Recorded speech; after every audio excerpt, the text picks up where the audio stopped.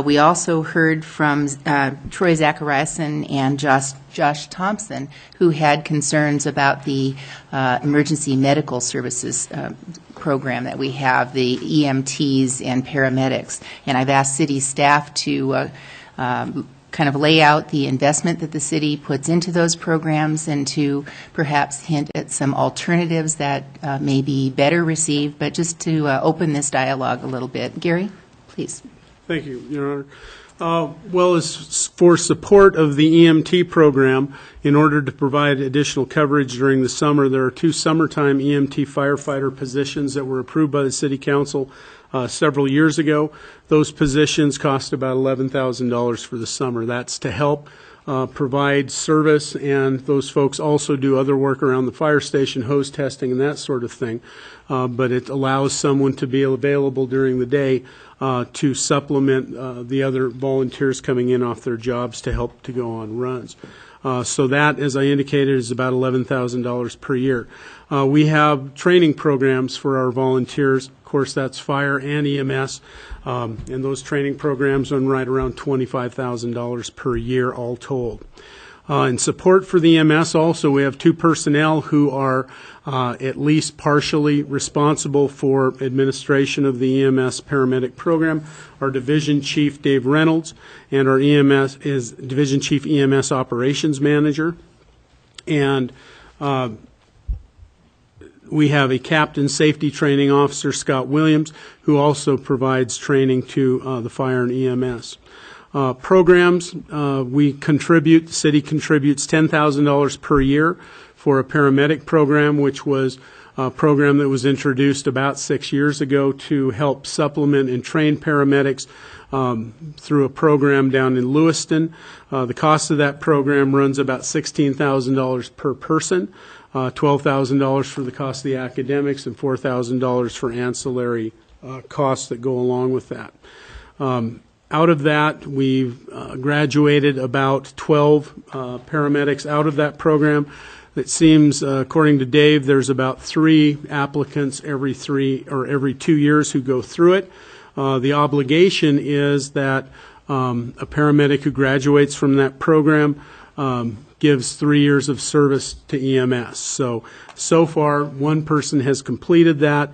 There are 2 or 3 others who are moving along their way, others who are still in training. 4 of our paramedics have left and not fulfilled their obligation, and varying levels of reimbursements have been received from those folks. So overall, it's been a good success in training folks, not as good a success of retention. And as Mr. Zachariason said the other day, and as Dave echoed to me in my conversation today, our paramedics get a workout. Unfortunately, they get enough of a workout that they start to burn out a little bit. One of the issues with the paramedic program when we looked at this issue back in 2000 was that there weren't sufficient runs that a paramedic could go on. They would have to go up to Spokane, maybe down to Lewiston to get additional runs to keep up their certifications. Dave indicated right now that's not an issue. There are plenty of runs, especially out in the county.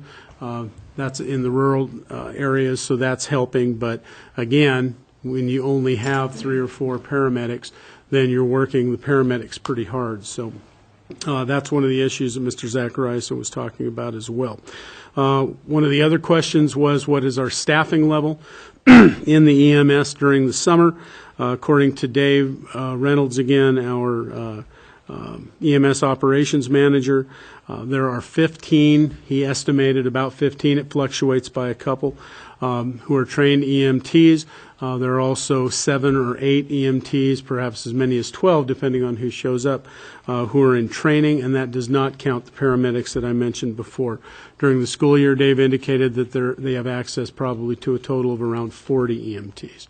But he indicated the coverage is adequate. It's not as robust as it is during the school year, but certainly they would appreciate all the help they could. At the recently New Bill Safety Fair just this last Saturday, there was a targeted recruitment going on, and I don't know, maybe Dan can tell us if that was successful, but certainly there are a lot of folks interested in it.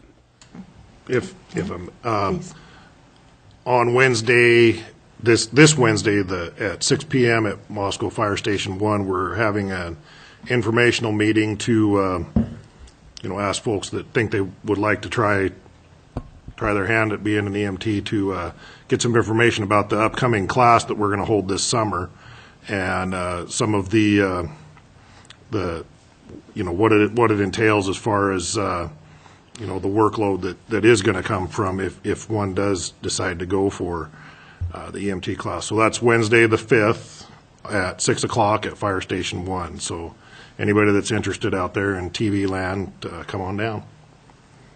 And Dan, did you say there's some pending legislation that might up the responsibilities or capacity for service of the EMT category? Yeah, I'm not sure exactly what's happening now. It looked like this year the legislature took a break from worrying about EMS.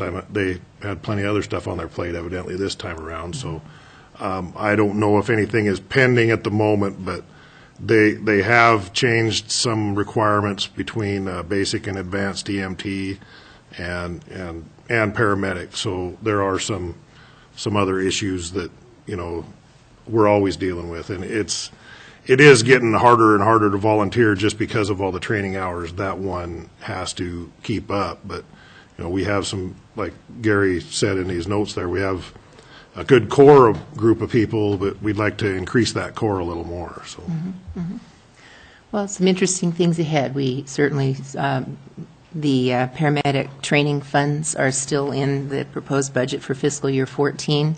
I know we've had conversations on and off about ambulance districts and with varying degrees of interest, and we also have, quite a distinction between the needs of the city of Moscow proper and some of our outlying more rural communities. So I don't think the conversation is done, and I appreciate both the service and the bringing to our attention, keeping alive the conversation that Mr. Zachariason and Mr. Thompson brought forward at our last council meeting.